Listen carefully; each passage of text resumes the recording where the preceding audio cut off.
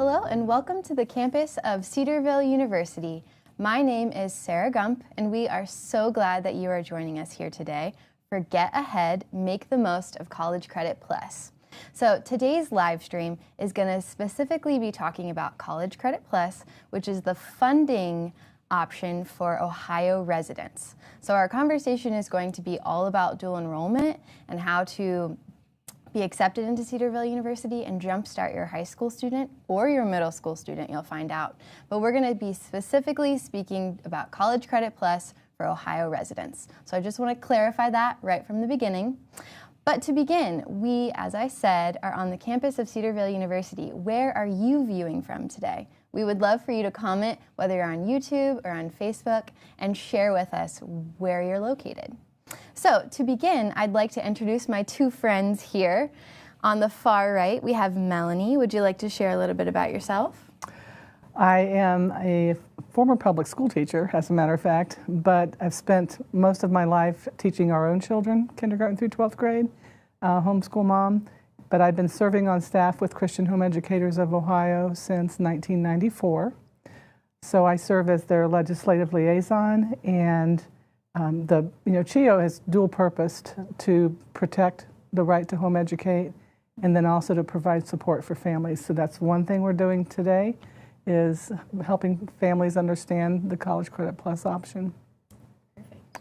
And in case you missed that, that's CHEO, which is CHEO home.org. So you should definitely check out their website for resources, which is great for homeschool families. Second, we have Shelly. Hey, so I'm Shelly Daub. I am I'm sorry, I don't know what I am. I am the Director of Recruitment for the Dual Enrollment Program at Cedarville University. I'm also a homeschool mom. I started homeschooling in the mid-90s, so I have about 30 years of experience homeschooling and or working with homeschool families. I speak at homeschool conventions across the country and just love working with homeschoolers. I know that there's so much for you to think about when you're considering whether or not your student is ready to dual enroll, and the CCP funding program is so enticing to get some free dual credit options. So I'm just here today to make sure you understand what those options look like. So I just want to say welcome to all the families that we have joining us so far. We have over 71 viewers, which is very exciting for us. A couple shout outs would be Zanesville, Columbus, Walton Hills, Springfield, Fairborn, Marysville, Morrow, driving. Somebody's in Florida. Glad to have you driving. And then Findlay. So thanks so much. As you can see, we're going to be in that comment section. So if you have questions, we would love for you to ask your CCP-related questions in that comment section. And hopefully today we can answer all of them to the best of our ability. So to get us started, this is our fourth annual CCP livestream as a partnership between Cedarville University and CHEO. So why do we think it's important that we've done this for 4 years in a row? Well, I think as families come into the high school years, there's a lot of questions, a lot of doubt. Can I do this? And what are the opportunities for my student post-secondary? And how do we make the transition into post-secondary? So this explanation at least provides a picture of an option. It's not for everyone, but it's an option that's available to ease the financial obligations for paying for college. All state universities in Ohio have to participate. All the community colleges have to participate. Any public institution is required to participate. Private institutions are permitted to participate, and we're very thankful that Cedarville is a part of that group. Yes, and I would add to that there's a lot of misinformation and a lot of myths out there about College Credit Plus funding and who's ready and who's eligible and how you get your funding. I also think that every year we've done this, there has been some new piece of legislation that adds yet another little twist. So this year we had Senate Bill 104 that came down the pike, and Melanie can share a little bit about how that is changing College Credit Plus. It just recently passed. So the effective date on what we're going to describe is February 26th. it adds a deadline for applying to the mixture of options. So typically, the application deadline or the notification of intent deadline is April 1st. The legislature in Columbus added a November 1st deadline, and I'm going to read you the couple sentences that describe this new deadline. Any student, this is from the statute that passed, any student who provides notification by the first day of April may be approved to participate in the program for the next full school year. That would be summer, fall, spring. Any student who provides notification by the first day of November, that's the new element, may be approved to participate in the program for the next semester or term only. So the November deadline provides just one opportunity for the spring semester if you're on the semester hours. And I want to add to that and be really clear that the Ohio Department of Education shared at a conference that I was at in November that there's no funding attached to that November 1st deadline. So all funding applications have to be submitted by April 1st. Now, that doesn't mean that funding may not become available by November 1st, but we can't count on that. We can't tell you it's going to happen for this upcoming school year. So the funding deadline is April 1. You can apply by November 1st and submit that intent to participate form. There won't be funding attached. What it does is it provides you some of the protections for your student that come with the College Credit Plus program. And Shelley, that may change in the next several months because this is a budget year. Mm-hmm. So typically what happens in a budget year is the governor will send to the General Assembly what is referred to as his executive budget. The General Assembly then takes that and creates an actual budget legislation. We don't know the bill number yet. It's typically dropped at the end of February or early March. But I'm guessing that this November deadline might be one consideration that happens in this budget process this year. And that would be, it must be signed by the governor by July 1st. So that would be in advance of the November deadline. Right. So stay tuned. Mm-hmm. That's the bottom line. Stay tuned. CHEO and Cedarville will keep you informed if there will be funding attached, but don't assume that it's going to happen. And so I would say go ahead and apply for funding in April. The biggest benefit that I see sitting in my seat as a recruiter at Cedarville for having that November deadline is those younger students who have not yet completed a full semester or a full year of high school coursework have just a little bit more time to complete some courses and get their high school transcript together for that November deadline. I did put up a slide that has a couple of websites so that you can take a look at Senate Bill 104 if you'd like to, or even look at the College Credit Plus page. You'll want to search on the Ohio Department of Education page for that College Credit Plus for homeschool families. It's not intuitive or easy to find, and there's no shortcut to that page that's easy to remember. If you have trouble finding what you are looking for, please email cheo@cheohome.org, and I will help you with links or whatever it is that you specifically need. So I'm going to ask a silly question, but can you back up just one moment and explain what is dual enrollment? We didn't really start with that. Right. We kind of assumed that everyone knew that. So that's unfair to our audience. Dual enrollment is when a student is enrolled in two institutions at the same time. High school, or in this case, perhaps middle school, and a college. And so they are earning credit, dual credit, both at the high school and at the college level. Those are fully college classes, though. They are not adapted for your younger students, so that's important to remember. So I'm going to take it back to Melanie, and can you give us a little history of what is College Credit Plus? Well, the legislature decided way back in 1989 that they would have dual enrollment under the label of post-secondary enrollment option. And that initially was providing funding, and it was available only to juniors and seniors in the public and private school system. Over the years, that morphed into extending it from 11th and 12th grade initially down to what is today 7th through 12th grade. They incorporated the private schools who were not state chartered later in the timeline. Home educators were added in beginning with the 2014-2015 school year. It was actually language in the state budget in 2013. But initially, it was just $250,000 that were available for home educating families in that first school year. And now, in the last budget 2 years ago, we are sitting at $6 million over the biennium, over the 2-year budget cycle. So we'll see if that $6 million holds for the next 2 years, or if it goes up, or what happens with in this budget process this time. Wow. And since 2015, when it was extended, that academic year, when 2015 was when it changed from post-secondary enrollment option to college credit plus, the name changed. Since at that point in time, more than 80,000 students have taken advantage of CCP. That's, again, across all spectrums, public, private, home educating, and they have saved over $1 billion in college fees. Wow, that's amazing. Yep, that's pretty amazing.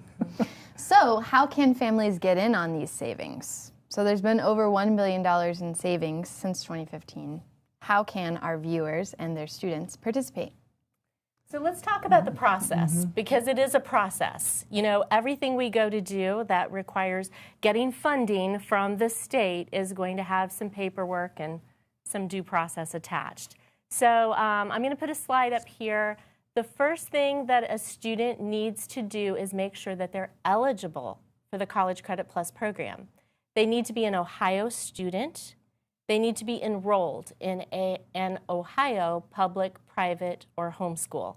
And I say it that way because sometimes we have kiddos who live across the state line in Indiana but go to an Ohio school, or students who live in Pennsylvania but are Ohio residents. So it has to be both, an Ohio resident attending an Ohio school. To attend an Ohio homeschool, you have to submit your, help me with the language, Melanie. Well, it's a notification that you are being exempt from the compulsory education statute. So it's an exemption notification.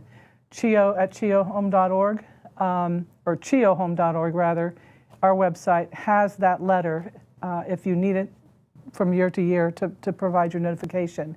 What you will need for CCP is the letter that comes back, the written notification that comes back from the district that they have received your notification.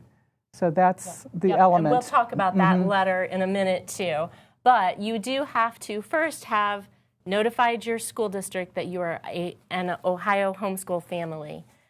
Students have to be entering grades 7 through 12. Now, we'll talk a little bit about readiness and let you discern whether or not your 7th or 8th grader is actually ready for college courses. And then they have to have a high school GPA of 3.0 or provide college-ready test scores. Wow. So question, let's go back to 7th and 8th grade. How do they get a high school transcript? That's a great question. We get that question every day in the dual enrollment office. If your student is in middle school and they have never taken a high school course and they're not currently enrolled in a high school course, then they have a middle school report card. That is not a high school transcript, and they will need to provide test scores. If your student has taken some high school courses early, like a lot of students take Algebra 1 in middle school, then if you are counting that course towards their high school graduation requirements, they have started their high school transcript. And you would only put on their high school transcript the courses that are counting towards their graduation requirements. So if the testing element is the key element for the younger students, any test, ACT, SAT, should they check with the university that they're looking at, whether it be Cedarville or a different institution, as to what tests are acceptable? That's a great question.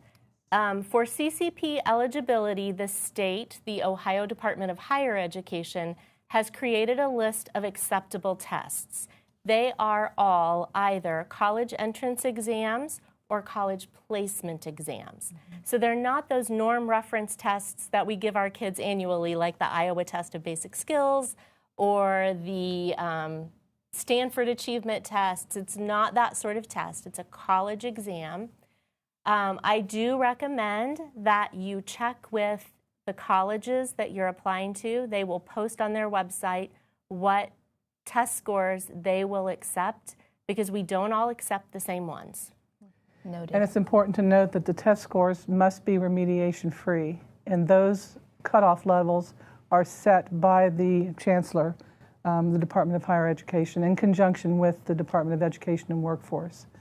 All of that information on test scores and what the cutoff scores are to be remediation free can be found on the website for the Department of Higher Education.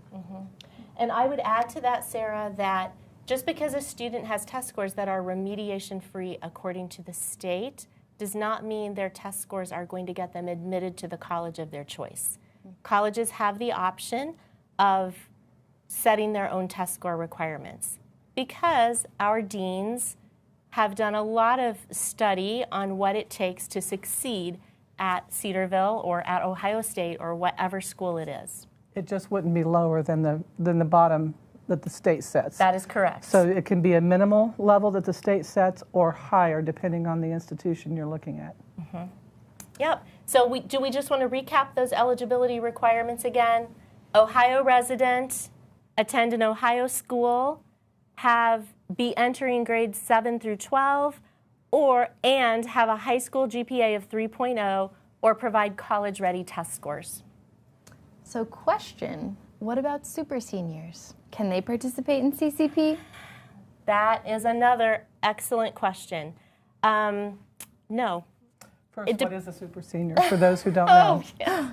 I love that, yes. So a super senior is a student who is in their 5th year of high school. So maybe you're just, and I've done this myself, I had a student of my own who was a super senior. You're kind of trucking along through high school and you look at your student and you think they are not ready to go out into this big wide world, right? We're going to do another year of high school. And you are welcome to do that. That is your right as a homeschool family. However, once your student has entered the College Credit Plus funding program and submitted a transcript with the high school date, graduation date, that starts the clock ticking on how many years of CCP eligibility you have left. So College Credit Plus only will provide funding for 4 years of high school, not 5. So is that available for a total of 6 years, though, if someone starts in 7th grade? If they start in 7th grade, yes. The graduation date clock really starts at that freshman year. Wow. So it's important for a parent to be mindful of the maturity of their student and consider what is the optimal graduation. And not just academic maturity, but also, in my estimation, spiritual maturity, because when you're taking these courses, you're taking, and you may be involved in group projects with students who are closer to an adult age. So you want to make sure your student is ready to be interacting with a whole different set of students in terms of completing coursework or group assignments. And there are some caveats too, because if you take a College Credit Plus course and your student does not pass the course, you will be responsible for paying back that money. So you want to make sure they're academically ready, because their grades, the results of those courses are placed on a permanent transcript as well. Noted. So this is an important program, a really valuable program to participate in, but you should definitely evaluate college readiness. It is. I'm going to throw up another slide here, Sarah, and just to give families an idea of what admission requirements look like at Cedarville and how they can be a little bit more rigorous than those for the College Credit Plus program, which you'll see a lot with universities, not so much with community colleges. They're, typically those are open enrollment schools. So getting admitted to a community college is a little bit easier. However, they're still going to make your student test in order to place them in a course if they don't have a high school transcript. So let's look at Cedarville's admission requirements. We require a high school GPA of 3.0 We require that high school transcript.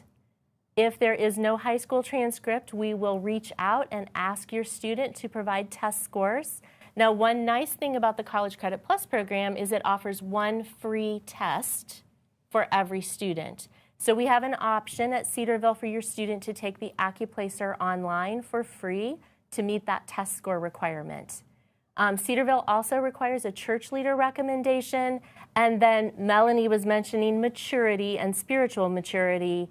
The state of Ohio requires us to collect a parent signature and a student signature on a mature content form that essentially says your student is taking a college class and it's not going to be adapted for your student. So if you don't like a book, you can't get the professor to change the book. If you don't like an assignment, the assignment is still your student's assignment. And can I extrapolate beyond that? Because, and I'm not talking about Cedarville when I say this, the reason they added this language back in 2021, there were courses that were being taken by CCP students, and most all of the CCP students are minors. They're not over 18 years old. And this was a state university that was requiring these students to go through a literature course requirement where the material was straight up pornographic. It was horrendous. The student tried to withdraw, couldn't withdraw. It was a mess. So legislators stepped in because Ohio basically has a statute that says it's unlawful to pander obscenities to minors. But there's an exemption in that statute for educational institutions. So instead of rewriting that portion of the law, they went for the concept of informed consent. So all institutions that use CCP, including the Christian institutions, must provide this disclaimer statement that you have to sign, that you understand that on the issues of material that is graphic, explicit, violent, or of a sexual nature, that material, you're aware of it, that it could be, even though it would never happen in institutions like Cedarville, they're still required to put that disclaimer on their website and have you sign those statements. So that's the backstory on why that became a new requirement a few years ago. And that is. Yeah, and thank the Lord, we do not have to worry about that here at Cedarville. All of our courses are taught from a biblical worldview, grounded in Scripture. All of our professors are Christ lovers who sign a new statement of faith every year, like they just reaffirm that they still believe all the things they believed when we first hired them. And so we maintain a lot of quality control over what is going into our courses. Excellent. So thanks for sharing the backstory, although we would love for all of your high school students to attend Cedarville. Another question that we have is, how do I know which colleges are participating in CCP? There is a complete list with the map and regions on the Department of Higher Education's website. So that's very accessible. You just click on the options for programs, and then you go down and find the College Credit Plus page and click on that, and you'll see the list, the clicker or the button to click for the list.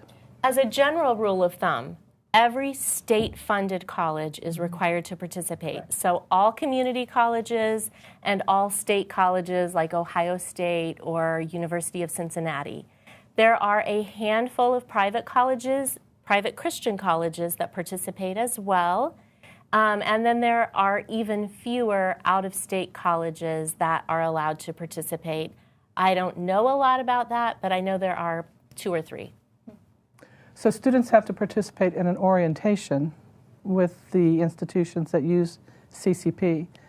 So does Cedarville provide their orientation online for students to participate in that? We do. Currently, we do that online. Now, word is from the Ohio Department of Education that a new orientation that is approved by the Chancellor of Higher Ed will actually be coming out, but we don't know when that's happening. So that all College Credit Plus students, no matter where they attend, get the same orientation. The reason for that is I think that there's a lot of confusion from students and families about things like College Credit Plus probation and what is the student's responsibility. FERPA is another piece that will be in that orientation. So if you're not familiar with FERPA, that's the Federal Educational Rights and Privacy Act, and it is a federal law that says that colleges have to treat your student as if they are an adult in terms of sharing information, no matter what your student's age is. So while parents may be very involved in the admission process, once the student is enrolled in a course, the university can only communicate with the student.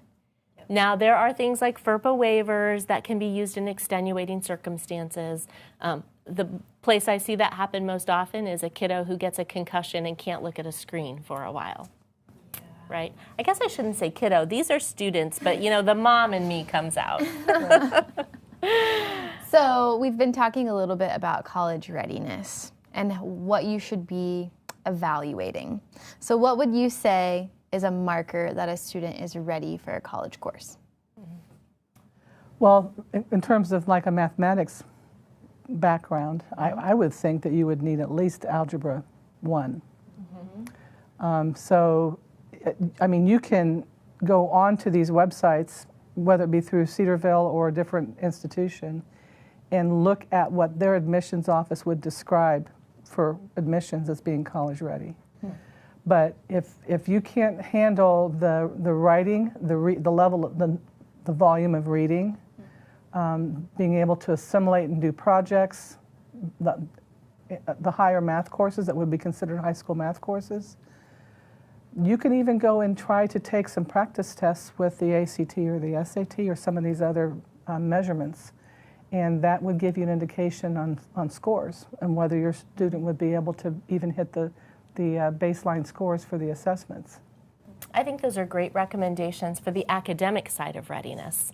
But there's a whole lot more, right? Yes. So I think executive functioning skills are so important. Can your student manage their email? Can they manage their own time? Can they manage a calendar? Can they balance their homeschool classes, their co-op classes, their college classes, their sports, their music lessons, and all the things that they're involved in? Do they have the emotional maturity to raise their hand and say, I need help when things get hard, right? Because again, parents are not able to reach out to the school on their behalf. The student has to self-identify to the professor. They need to be able to seek tutoring on their own. There are a lot of self-management pieces. So if parents listening, if they decide their student meets all the criteria and they think they're spiritually, emotionally ready for their student to begin, when should they start applying for college and universities? Now. Everything, the paperwork has to be in place in terms of application, and then the college accepting you. You have to have an acceptance letter, so that takes a little bit of time. So you need to have those documents ready before April 1st, before the filing deadline.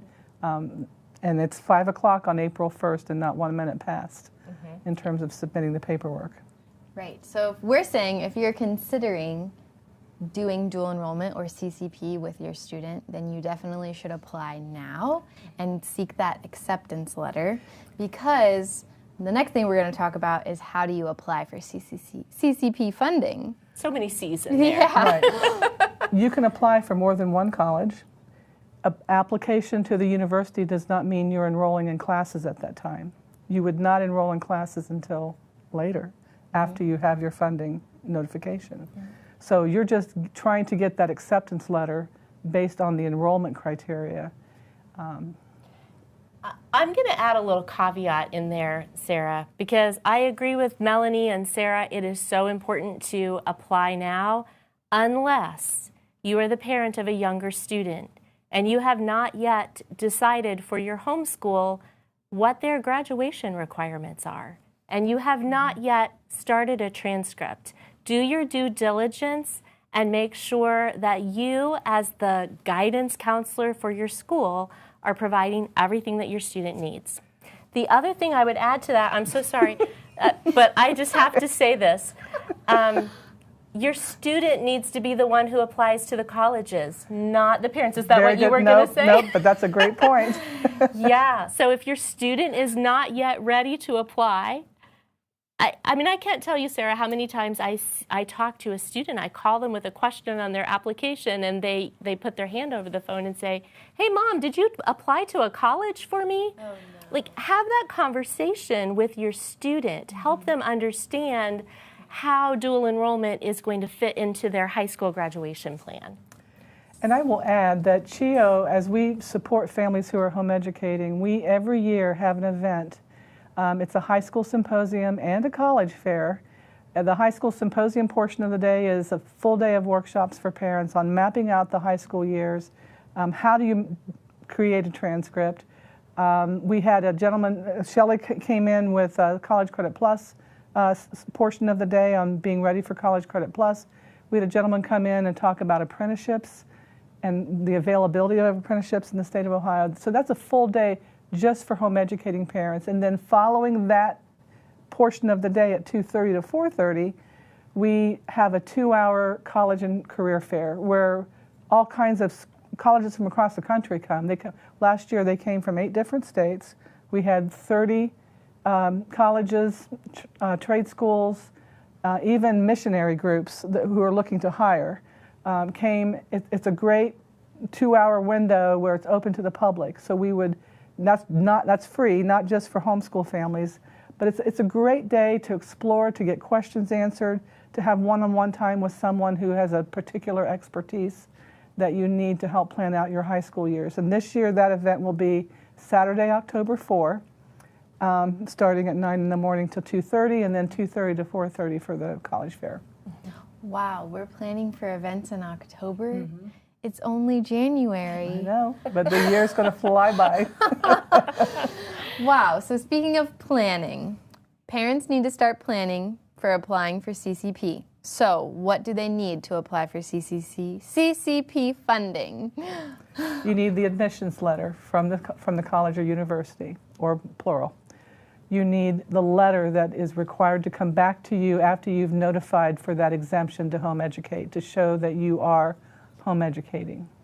And then you need to provide whatever it is the school would require in terms of test scores and things of that nature. Mm-hmm.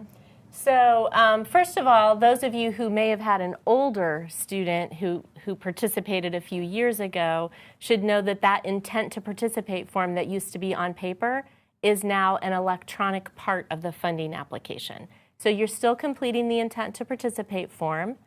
You will need to decide how many credit hours you're going to request. That's part of the funding application.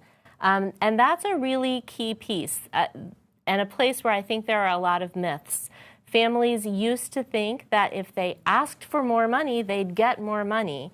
But that's not really how it works. And so we can talk about the funding cycle later on in this conversation. But so that you need to know how many credit hours you want for your student. And again, that goes back to that high school planning piece. The college admission letter, if your student is a returning student who's already participated in College Credit Plus, then they will need to provide a letter of good standing from the college. If you have a student who is enrolled at Cedarville now, those letters will go out to your student's email inbox in a week or 2, I think. So have your student check with their advisor if you need that letter and don't have it by February 1st. We talked about high school transcripts. Mm-hmm. If your student has taken... I'm just going to interject. Ooh, okay. And say we were talking about choosing the amount of credit hours that you'll need. We are just going to put in the chat right now a link to Cedarville's course offerings. Oh, so as you're planning how many credit hours you would like to take, you should look at that list and see specifically what Cedarville offers. Oh, that's so smart. Thank you for doing that. Did we say just because you request 8 to 12 credit hours doesn't mean you will receive 8 to 12 credit hours? Well, we didn't say that, but that's true. In statute, the allocation unit is defined as up to 4 credit hours. So if you see language that says allocation unit, that's not talking about a single credit. It's talking about a cluster of credits. So you may be funded for one allocation unit, which would be up to 4 credit hours. The other thing I want to mention, because I'm not sure I'll remember later, is if you enroll, if you participate in the course, if you do well, you pass your classes at Cedarville, and you've participated using CCP, and then down the road you graduate from your home education environment, and you're physically going to Cedarville on campus to finish your coursework, you are allowed to get freshman scholarships irrespective of whether you have had CCP funding and you have courses under your belt. None of the colleges and universities can discriminate for you in terms of getting that first-time student scholarship dollars that originate from the university or other sources. That's such an important point to bring up because families are, of course, worried about finances. I will say that protection of freshman status only applies if your student attends an Ohio college or university that participates in College Credit Plus. That won't necessarily be the case if your student ends up going to an out-of-state college. Yep. So I interrupted you, Shelley, but you want to continue on your CCP application? Yeah, we talked about transcripts, so high school transcript, and if you do not have a letter of good standing yet, you can use your college transcript for that as well, just to show that your student is in good standing at the university. And then that homeschool letter of exemption. We should probably mention the OHID account. Yep, that's coming up. Okay. Actually, I think it's right there. If we have our slide up, the email address is there the web address is there for the OHID account. That is where you log in and begin the process. The parent will start their portal, open their portal. It takes 3 days sometimes to get the information back so you can move forward with that. Once you have an OHID portal, even if you have it as a public school teacher or some other way through the through the Department of Education, you use that one portal for everything. And what she's talking about is the OHID account is the funding stream that gets the money from the state funding source to the institution. So the College Credit Plus dollars do not go into your personal bank accounts. They flow from the state to the college. And that same OHID account is used for multiple state programs like autism scholarships, John Peterson special needs scholarships, other types of state funding streams. So there would be a button to click on the OHID account to apply for a particular program like College Credit Plus. But you have to have that in place before moving forward to being accepted or being granted dollars through the College Credit Plus program. The other thing, and maybe I'm not trying to step ahead of where we are, the other thing is that in terms of, I am asked so often, is it first come, first serve on who gets the money? All of them are accepted through April 1st. After everything is in on April 1st, they were prioritized by grade. They will prioritize seniors, and then juniors will get the next round on down. And then if there's money left over after everyone gets something, then they go back and start again with the seniors. So it's not a first come, first serve. If you get your application in early, it puts you at an advantage. That is not how it works. That's a good point. I would say on average, seniors have historically gotten anywhere from 15 to 24 credit hours. Wow. Depends upon the year and how many students are applying for College Credit Plus funding. 7th and 8th graders, even freshmen, typically get 4 units. Wow. Students who want to take more classes, though, can do so. At Cedarville, we have discounted our undergraduate rates to help out dual enrolled students by over 80%. So it's only $185 per credit hour to take a class that is not funded. Wow. So if a senior is getting 24 credit hours, that is 2 complete semesters as full-time status. That's interesting. It is a lot. One other technical detail is, since this is a dual enrollment and you're mapping out course completion for the university and course completion for your homeschool records, the 3 credit hours at a college is the equivalent of 1 high school credit. So if you're trying to aim for the 20 credits to graduate from high school, you just have to keep that in mind, that the 3 credit hour course is not 3 credit hours toward your high school transcript. There's a distinction. Mm-hmm. So when applying, we kind of mentioned the homeschool letter of exemption from compulsory attendance. What a mouthful. But when you're applying for CCP funding, can I use my 24-25 letter of exemption? Yes. Yes. Yeah. That is exactly what you do. Use the exemption letter for this current school year. If you are new to homeschooling, if your student is currently in a private school and you don't have a letter of exemption, do you know what they would do, Melanie? The statute that was rewritten that went into effect early October in 2023 is very simple. We have one single letter. This is my husband's name, my name, the names of our children that we're home educating. We are home educating for this year under Ohio's exemption for homeschooling. You turn in one letter, not a whole notification package anymore, either by August 30th or within 5 days of withdrawing from another school to start homeschooling, or if you move it from one district, if you move in from out of state into Ohio, you have 5 school days to get that letter submitted. The district has 14 days to send you back a written notification that they have received your letter. You are lawfully home educating when they receive your letter. So we recommend families submit that in a way that shows proof of delivery. You do not have to wait for the 14 days for the school district to acknowledge in order for you to legally be homeschooling. The statute specifically says your home education is effective the moment the district receives your notification letter for exemption. Yep. So we're getting a little down in the weeds here with some legalese, but it's all really relevant for families. One other thing that families need to know when they apply for funding is you are choosing a funding type, either homeschool or private school, based upon the school your student will attend next fall. And unfortunately, the state does not allow a homeschool funding recipient to transfer those funds to a private school or vice versa. So you really do need to have established in your mind what you're doing next year with your student.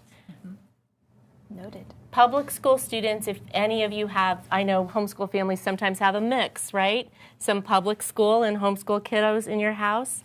And I would say that they need to speak to their high school guidance counselor. It is a completely different funding process for public school students. They simply need to submit that intent to participate form with their guidance counselor. Their guidance counselor, their high school, are required by law to allow them to take classes at any college that they choose to. That is participating in CCP, of course. Mm-hmm. That's a good reminder. We're specifically speaking to homeschool families and homeschool parents. Although this information about college readiness is important to consider, but the process is different. So this is for homeschool families. So if you get accepted, if your student gets accepted to Cedarville and the family is granted CCP funding, let's talk about enrolling in classes. What does that look like? Yeah, so Melanie mentioned that there's an orientation.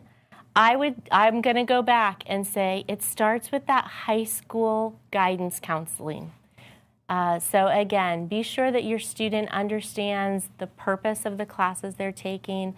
Make sure they understand that if they're taking a college class, they should plan for probably 9 to 12 hours of study time per week for that one class, and that it is a full high school credit.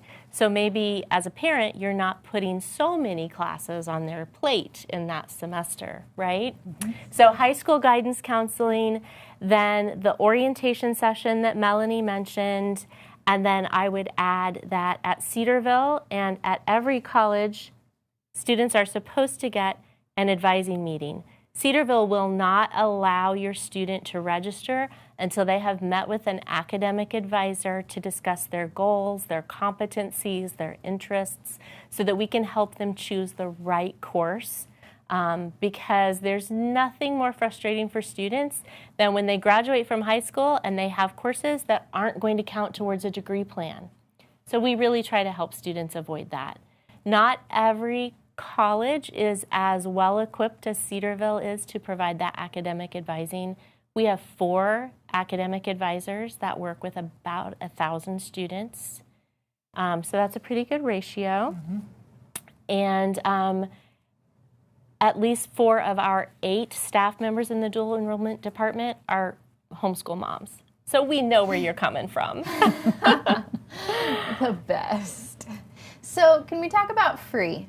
Is this really a free program? It's free unless your student doesn't pass the class, and then you'll have to pay the state back. Yikes. So it is free. It's the state's effort to help alleviate the costs for the post-secondary options for families. Yeah, and for you parents out there who like to have free really broken down for you, tuition is covered by the state of Ohio. Textbooks are not. Right. The fees are waived by the university. That's an agreement that the university has with the College Credit Plus program. Textbooks are provided by the high school. So your student who may have friends who are going to a public school and they're getting free textbooks, but because your homeschool is your high school, you will pay for the textbooks. And then if your student participates in something like Cedarville's Summer Scholars Program, which is a 2-week on-campus residential program, the parents are responsible for paying for the room and board or any things associated with that. There are a lot of classes that aren't covered, a lot of types of classes that aren't covered by College Credit Plus funding. So private one-on-one music lessons, physical education classes, and Bible classes that are considered sectarian. So if we're helping your student understand how to follow Jesus specifically in a Bible class, then that class wouldn't be covered by funding. But if the class simply has a biblical worldview, like our history classes and English classes, those are covered. So what about summer scholars? Could that qualify for funding? Absolutely, for the tuition and fee portion. But then, of course, the family pays for room and board. Yeah. So even if you desired for your student to still take the Bible minor classes in high school, they could choose to pay for that course. You can self-pay for those courses. Yeah. Yes. Awesome. Okay, so what are the benefits of CCP? Why should a student do this? So many reasons. I think the biggest one is that it really, whether your student takes 1 College Credit Plus class or a dozen, I think it helps ease the transition from high school to college. They know what to expect. They know how to communicate with a professor. They understand Canvas or Blackboard or whatever system it is that the college will use. It just makes that transition so much better. I also think it's wise to consider students who have a mindset, I'm not planning to take the step of going to college right away. I want to go into a trade school, or I want to go into something else, maybe onto the mission field for a while. But if you take a course or 2 in college through College Credit Plus, and that student, the Lord directs their steps differently in years down the road, those credits hold, and it makes it less expensive for them years later to begin a college experience if they choose to do that later. For the time being, it's a no harm, no foul. It doesn't hurt to have a course under your belt or more. But down the road, it's to their advantage if they have something that they have to pay for later if they change their mind. Yeah, parents, of course, are very concerned about cost, and so we talk to families every day who want to know if College Credit Plus is going to reduce the cost of their students' college education. And the answer to that question is maybe. Not necessarily, but maybe. The best way to save on the cost of college is to be at college for a shorter amount of time. So your student really needs to complete a full year of college in order to save money. Now, a full year of college is about 30 credit hours, but it's not just any 30 credit hours. Your student, as they go through their later years of high school, junior and senior year, and begin to figure out what they want to do, need to be very intentional about the courses that they choose. Some colleges, Cedarville is one, offer pathways. And so as your student works with their academic advisor, they'll want to choose courses wisely with that advisor. Students take courses for all different reasons, though, Sarah. So a student who's just taking 1 or 2 classes to find out about college or explore a topic, they're probably not going to save on the overall cost of college. But that student who's very focused, very diligent, knows what they want to do, and is intentional in their choices, has a great opportunity. My own son, during his last 2 years of high school, earned over 60 credits, and he'll be graduating from college in 2.5 years. So it is possible. Yeah, so I just actually put in the chat cedarville.edu/pathways. So if you head to our website, you can see specifically ways that we have mapped out those accelerated offerings to help you be intentional with your College Credit Plus courses and maybe graduate early. Right, and we have just a limited number of pathways as an example on the website. We can work with a student to help them develop a pathway, because every student who comes in as a high school student is at a different place, and they may decide this semester that they want to be a nurse and next semester that they want to be an engineer. So we do have to work with them rather fluidly at this point in time. So we have several other questions planned, but now we're going to take a break and look in the comments section, and I'm going to rapid fire give you some questions. Okay, it's like the hot seat. All right, so give me a second. This was a good one from the beginning. Oh my goodness, lots of comments in that feed there. Yes, we have about 84 viewers right now, which is awesome. We're glad you're hanging out. So Stephanie is asking, how many max CCP credits can you have that will count towards your college graduation requirements? So is there a limit to how many classes that are CCP on your transcript? Is it marked CCP? It is not marked CCP on your college transcript.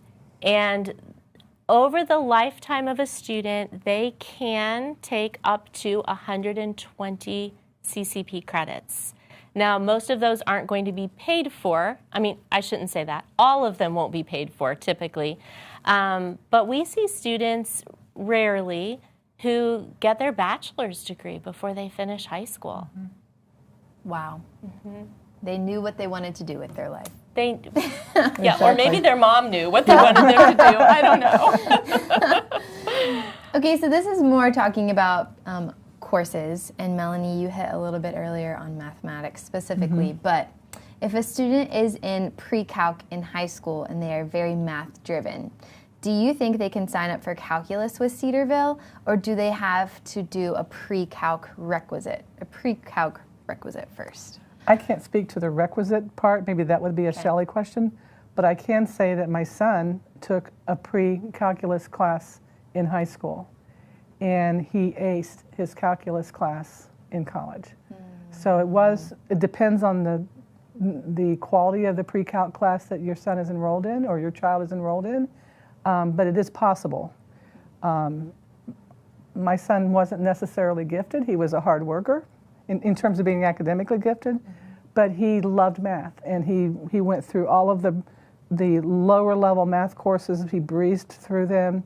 He was ready for pre-calc before he finished his homeschooling, so we went that direction with him, and he did just fine. So to answer that specific question about Cedarville and our pre-calculus requirements, the student will have to provide test scores in order to take an English or math course, even though they're not required for admission. So we will look at the student's test scores, and then we also have a calculus placement exam that we have the student take that our professors have developed. And so if the student scores well on those, then they can be given permission to enter a pre-calc class. But generally speaking... Pre-calc or regular calc? Pre-calc. We do not offer Calc 1 online, just so you're aware of that. Yeah. But the prerequisite for pre-calculus is typically college algebra. And, you know, I often think about these students who are very math-oriented. If they're going into a field like engineering, you can never have too much math. Right. Yeah. True. So if they need to retake pre-calculus at the college level, it's just going to continue to further solidify those skills. Okay, let's talk about age requirements. Is there a minimum age for a Cedarville student? We do not have an age requirement. We do want the student to be entering 7th grade and have that high school transcript.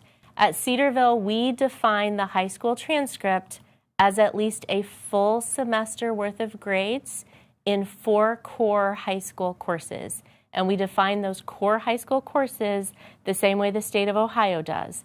It's English, math, social studies, and science. Good job, you almost forgot that. I know. Is there a minimum testing requirement? So they're talking about SAT or ACT. Does Cedarville specifically have a minimum test score? We do have minimum test scores, and they are published on our website. But generally speaking, we're not looking at the composite score. We're looking at a math score, and we're looking at an English score. Okay. So what online setup does Cedarville use? Is it Canvas, Blackboard, something else? And do you have to be online or in person? So we use Canvas, and we love it.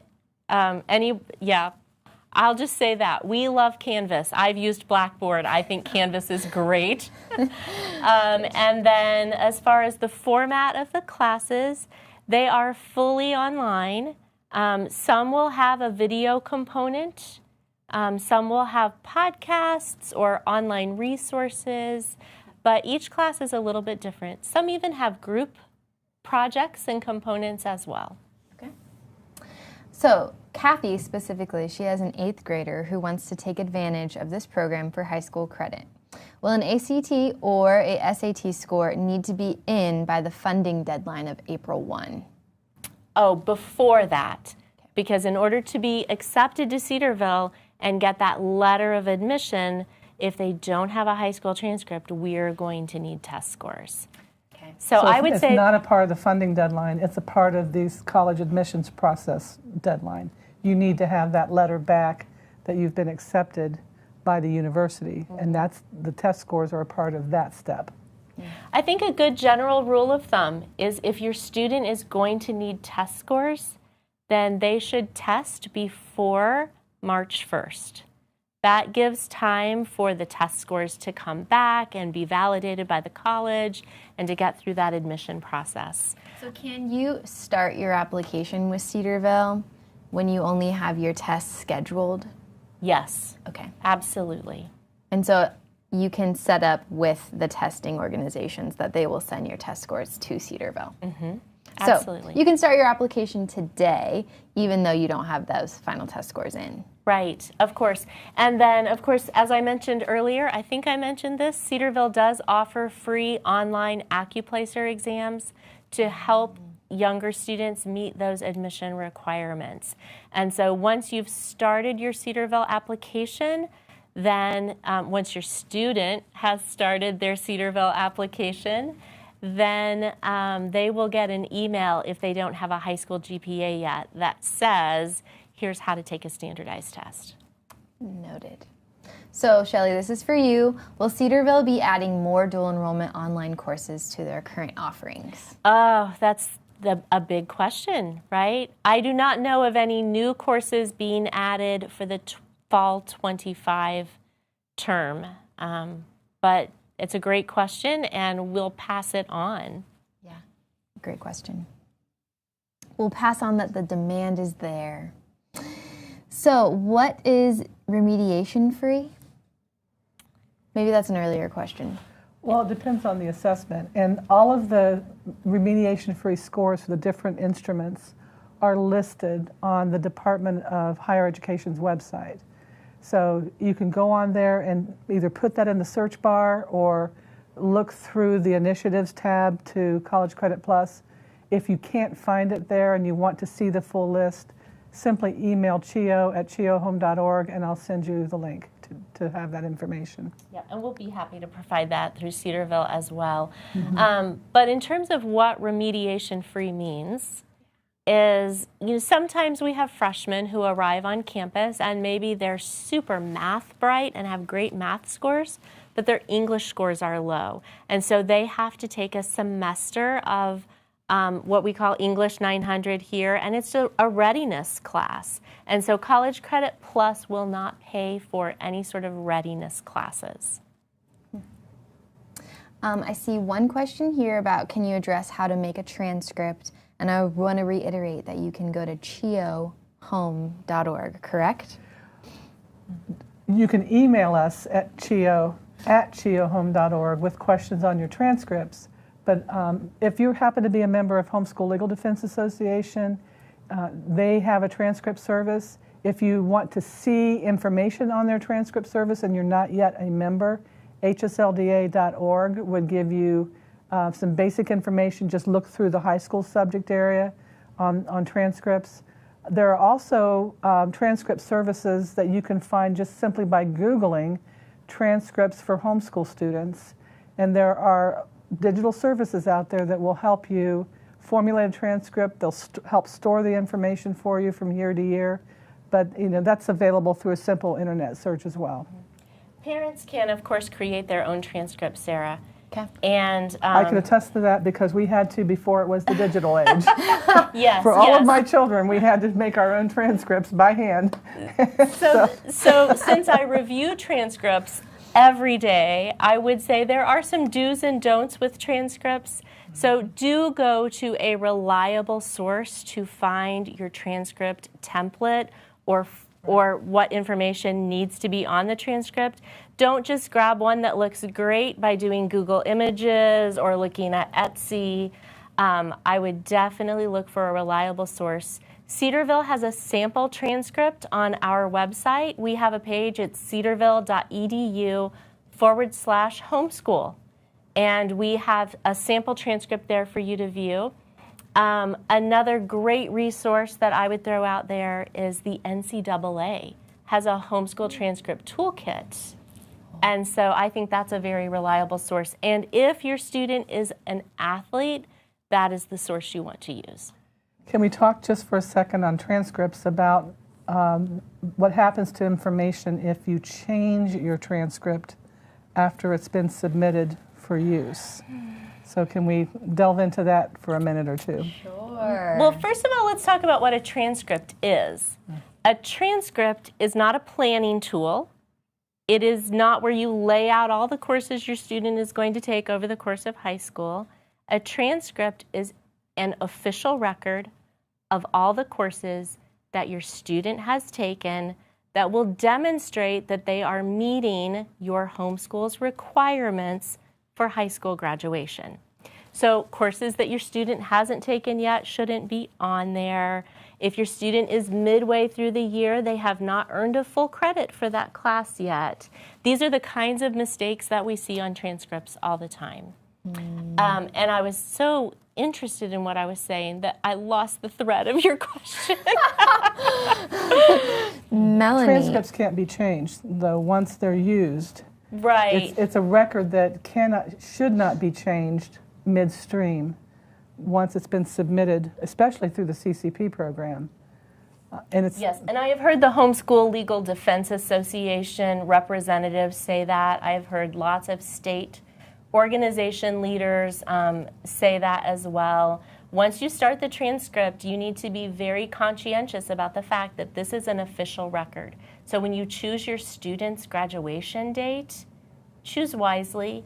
If you're looking at a very bright eighth grader and you think there's a chance they might graduate early, don't put the early date there. It's no big deal if a student graduates earlier than the date on their high school transcript. If they graduate later than the date on their high school transcript, then it indicates that there's been some sort of a problem. That's how colleges would review that, or an illness or something that has prohibited them from meeting their graduation date. As a side note, Ohio has a statute that's unique that guarantees that the parent-issued diploma shall be recognized to satisfy any legal requirement to show proof of completion of high school.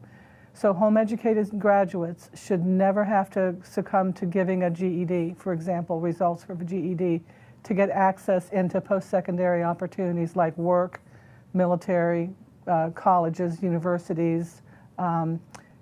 We had issues leading up to when that statute was passed in 2015, but it is a very clear, solid statute that your homeschool issued diploma is on the same playing field level as a state certified high school diploma from a public school.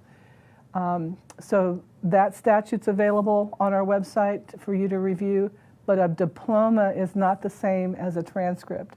So you will be issuing your students' diploma when they are finished with their high school course requirements as you have planned out for them.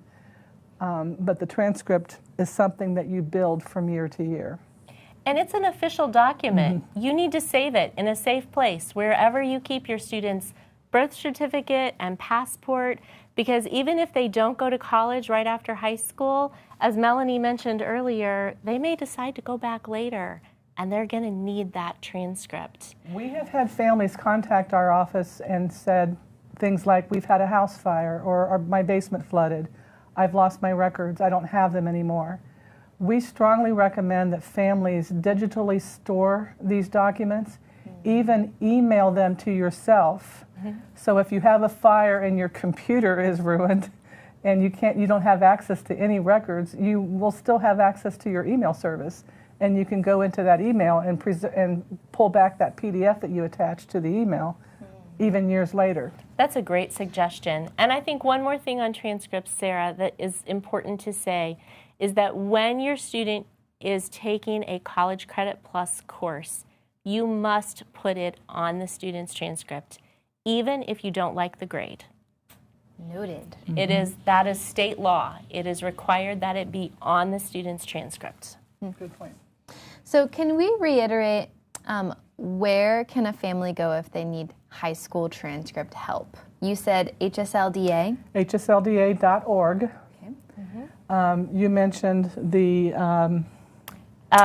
Cedarville's webpage, cedarville.edu/homeschool, and then also for athletes. For athletes and for any student, really, it's a wonderful format, the NCAA Homeschool Transcript Toolkit. Perfect. We've had several questions on transcripts, so that was a great discussion. I almost wonder if we should have another session completely on transcripts. Sounds If you great. want a session on transcripts, tell us in the chat. We'd love to hear what you want to know about. Okay, a few more questions, because ladies, we've been going for over an hour. Oh my goodness. Thank you for hanging in there with us. All right, so are pass-fail results acceptable for high school transcripts? Well, they aren't calculated in the GPA. So my question is always, why? Why would you not issue a grade for that class? Sure. So are dual enrollment courses fully online, or are there in-person requirements for these classes?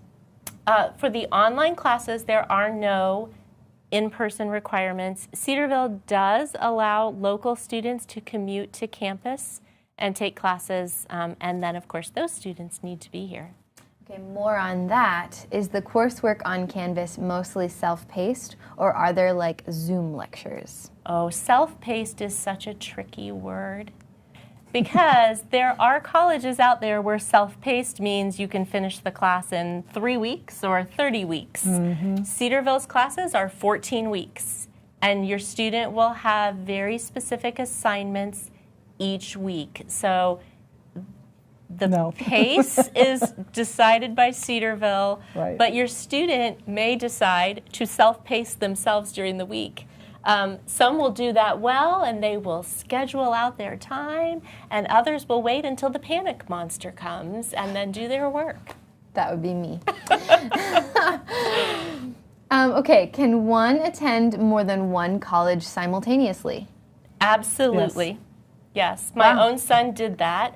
In fact, okay, I'm not recommending this, but my youngest son attended 3 colleges at the same time in order to get the various classes that he wanted. It was a bit of a nightmare in terms of managing his time and his schedule. I do not recommend it. Wow. Okay, so does being accepted into Cedarville's dual enrollment program and passing all the classes guarantee the student would be accepted to Cedarville after high school graduation? That's a really good question. So our current policy is that if the student is in good standing, they are automatically accepted to Cedarville. However, that means that we're accepting a student who may have a high school transcript that's 2 or 3 years old.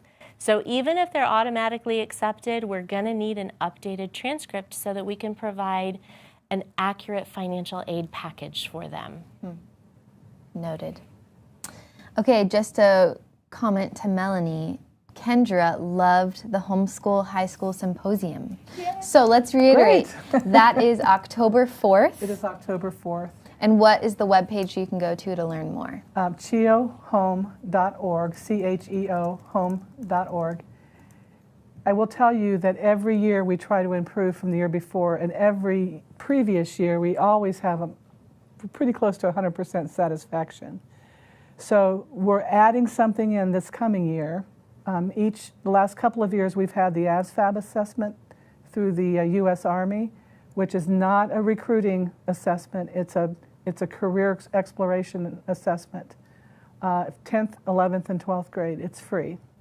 This year we are adding a segment that high school students can register for a track while their parents are in the high school symposium portion of the day. And this new high school segment that we are planning for this October will be strictly on ACT test preparation. Excellent. Excellent.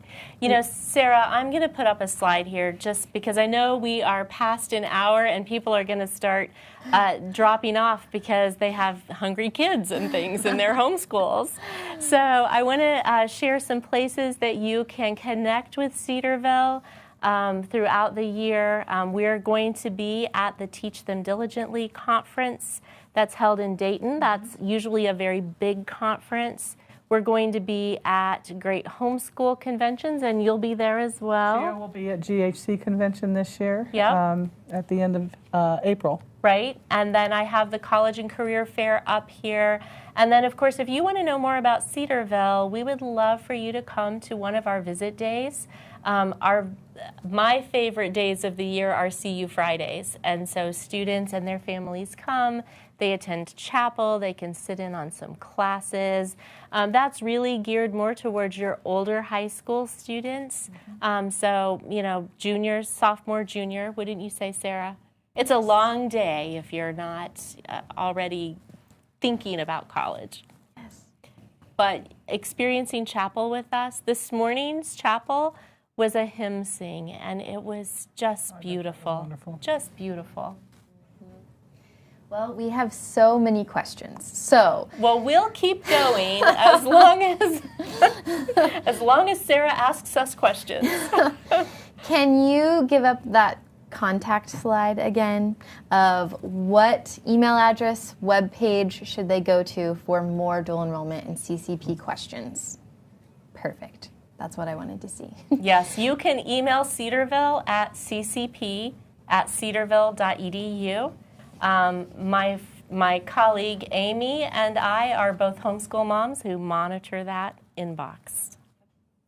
Wow, so thank you. I'm seriously overwhelmed at how many questions we have, so I would encourage you to follow up with these email addresses for all things Cedarville, specifically about enrollment in the courses we have and the deadlines we have. Definitely do ccp@cedarville.edu, but there also was a lot of questions about transcripts, so I would recommend doing CHEO at cheohome.org, and they can direct you in the right way. Because a lot of you in the comment section are making your own transcripts. So well done, homeschool mom and dad. Well done. Well done. So do you have any final words of wisdom that you want to share with our viewers before we sign off? I'm encouraged at the level of interest in planning through the high school years. So many times families don't even think they can broach that barrier from middle school to high school. So it's just such a blessing to know that families are in it for the long haul. When you look back on these years where the days seem like they're forever, but the years fly by, they're very short. And you will not regret one single minute that you spent with your students in this wonderful period of time that they're transitioning from being a child into the adult years.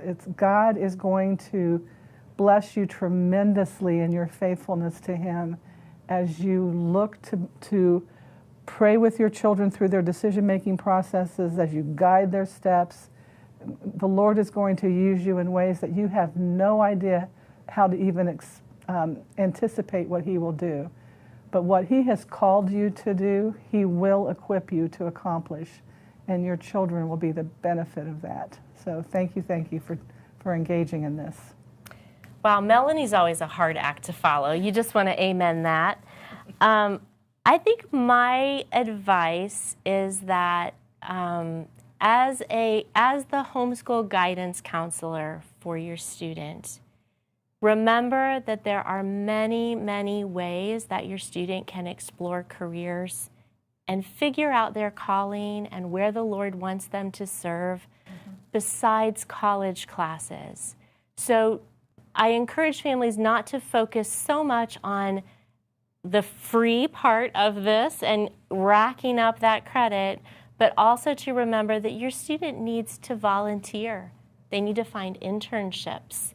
They need to do research on different majors and different careers. So I'm going to encourage you to go to cedarville.edu. I'm going to ask you to type into the search bar, finding your major, and look at our website. Our career services team has put together some excellent, excellent resources to help students begin to think about who they are, who the Lord designed them to be. Every student is uniquely designed for a powerful purpose. Sometimes we can get so focused on the academic side that we forget to look for who they are and what they're called to do. Wow, Shelly, why are you making me cry? Oh. That was good. Well, thank you so much. We had almost 100 viewers, and I am really proud of that. So thanks for hanging in for an hour and 20 minutes. We appreciate it. And remember those email addresses. Definitely reach out. These ladies would love to answer your questions. So have a wonderful afternoon, and we'll see you soon.